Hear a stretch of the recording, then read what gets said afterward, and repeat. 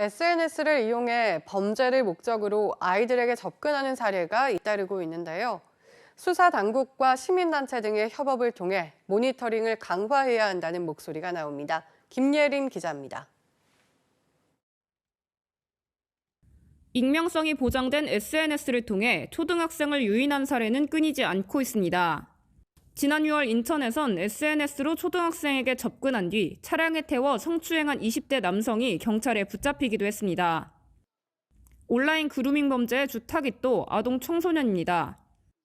한국사이버성폭력대응센터의 2020년 피해 상담 통계에 따르면 온라인 그루밍 피해 사례는 10대가 78.6%로 가장 높은 비중을 차지했습니다.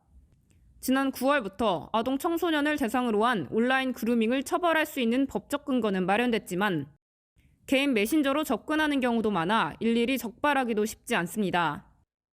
SNS에서 댓글 같은 것들로 처음엔 소통을 하다가 개인 다이렉트 메시지나 아니면 인스턴트형 메시지라고 해서 오픈 채팅이라든지 라인, 텔레그램 같은 것들로 이동해서 대화를 주고받는 경우가 많기 때문에 경찰은 기업과 시민감시 기구와 협력해 단속을 강화하는 방안을 고민하고 있습니다.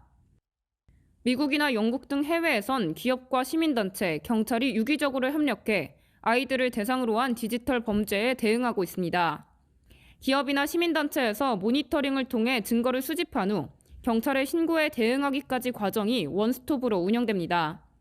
국내에서도 시민단체에서 증거자료를 모으면 바로 수사로 이어질 수 있는 시스템 구축과 함께 플랫폼 기업의 적극적인 협조가 있어야 한다는 지적입니다. 연합뉴스TV 김예림입니다.